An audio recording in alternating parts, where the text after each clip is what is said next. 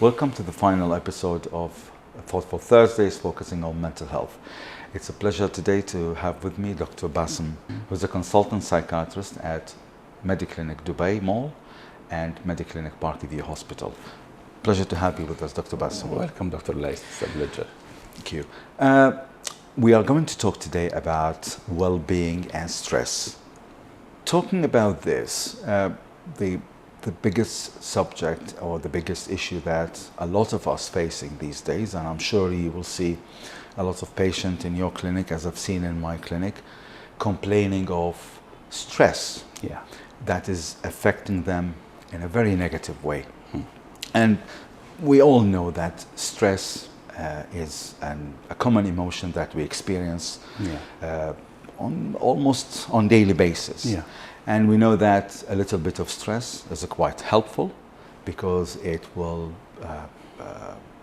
make you do things and be able to face challenges in life. Now, my understanding is that stress is not a mental health condition, but too much stress for too long can cause a lot of issues. Could you tell us about that? What are the causes for it and how we recognize it? Okay, I agree with you. Always in our clinic, feeling stressed, it is the most common complaint. Yes. We write it in our notes. But to understand what is the meaning of stress, because we have to sleep with the stress, as we say, like sleeping with the enemy, because the stress, it will be always there. Stress, it is emotional and psychological. If we define it as a textbook, it is emotional and psychological change. It will happen in our body and our mental health due to certain stimulus or situation. There's different kind of stress. According to all research, there is positive stress, which is maybe less stress, or maybe good stress. If I get promoted in my job, it is good stress because I feel happy at first, but I have a lot of responsibility. So they give the expression of good stress to the name of eustress. This is the name of good stress.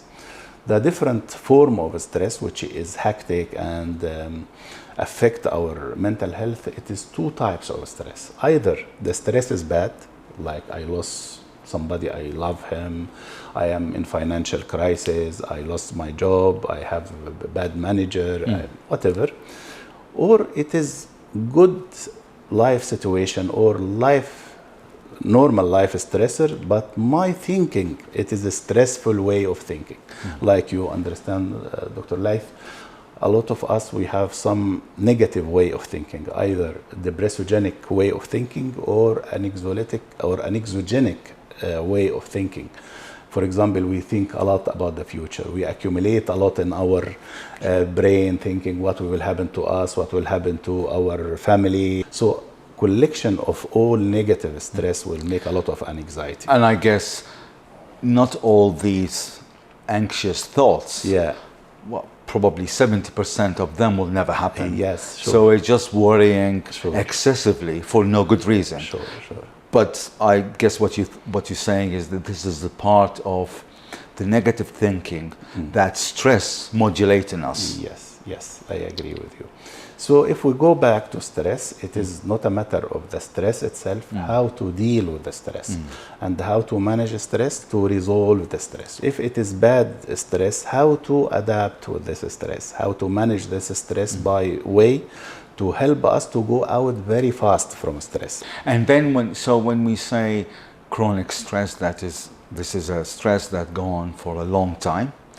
And we all know when we are stressed, there will be certain physiological changes that will happen, such as the increased production of cortisol, increased production of adrenaline, and apparently 40 other hormones that all affect the body in a negative way, because we all know that a little bit of cortisol, a little bit of adrenaline over a short period of time is what we call flight and fight mode. But this mode, if it continues for a long time, this will lead to mental and physical exhaustion.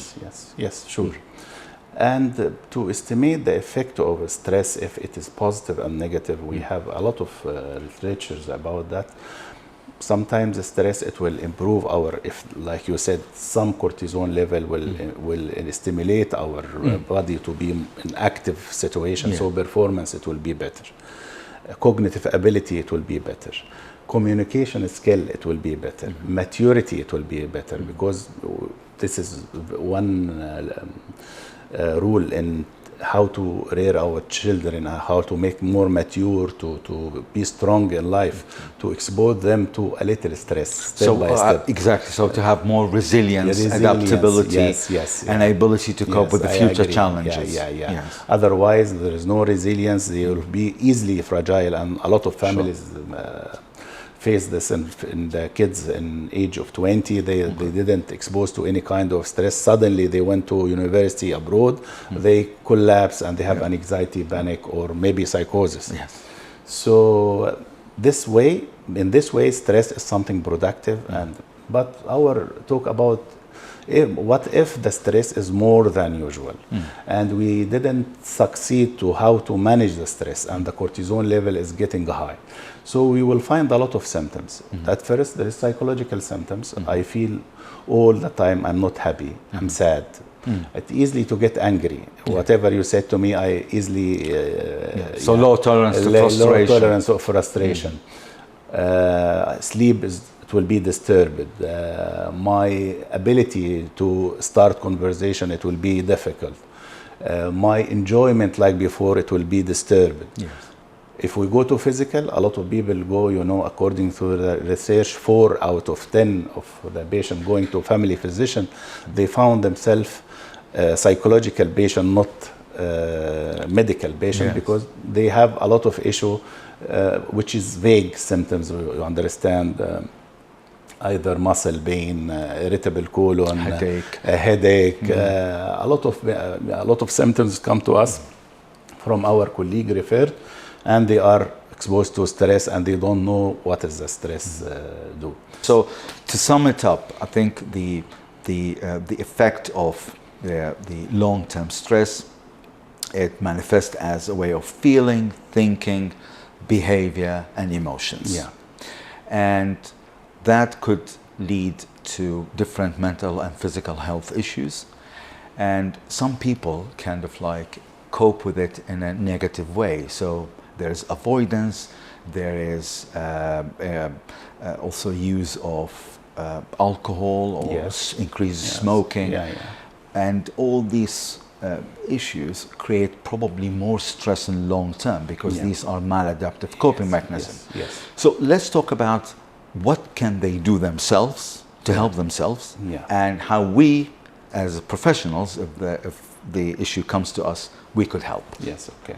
So in different language, what they can do to help themselves to solve the issue of burnout, because they reach the stage of burnout, which is symptoms of depression and anxiety right now.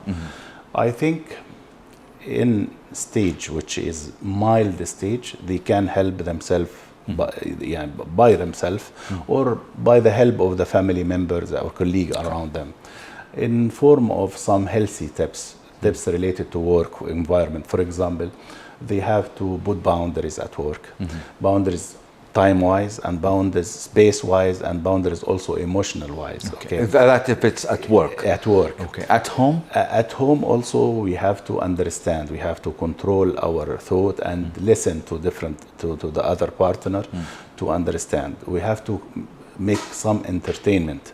We have to check our duty and change this duty to kind of entertainment. Good sleep also is very important for them, for us, and everybody want to get out of stress. Healthy food is good. Away from alcohol and smoking too much. It is something, the most maladaptive behavior to control stress.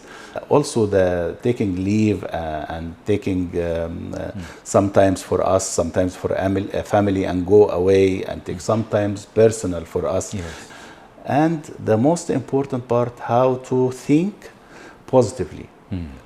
Always we have to think how to manage stress. So at what stage we would consider not only talking therapy, but medication like antidepressants? Yeah, it's a nice question. Actually, it is grades. If it is mild, it is something I can manage by myself. If a lot of us, they are expert, they can go to Google, they can find how to manage stress. If I can manage it, so I am in healthy side still. It is not severe. Sure. But some people, they come, I tried everything, I read everything, I do mindfulness, I do sport, exercise, whatever you did, you said to me, I did it, but it is not successful. In this stage, there is anatomical and chemical changes happened in the brain. Don't say anatomical because it is in late stage, but at least chemical and physiological changes happened. So in this part, we have to give medication to fix the issue, to increase the serotonin level and dopamine level. So if the symptoms is more severe, it is for long time. I try my best to manage it. I fail to manage it. And there is very important point we have to take care. It started to affect my work performance, and it affect also my family performance. So I have to go directly to the doctor. And we are well trained to diagnose and to decide, yes, you are in this stage, because sometimes it will be subjective. So we will objectively, we will put the case on our experience and evaluate. Either we start directly to take a hand and give the medication, or refer them to psychologists, professional psychologists, to help them by talk therapy or CBT or whatever.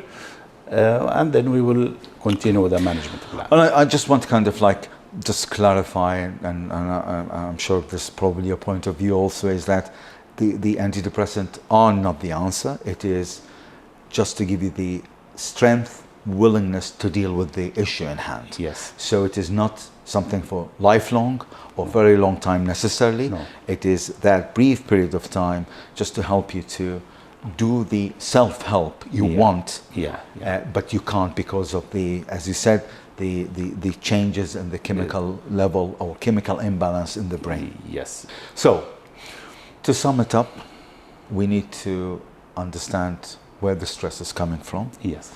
And how it is affecting us in order to manage it. Yes, sure.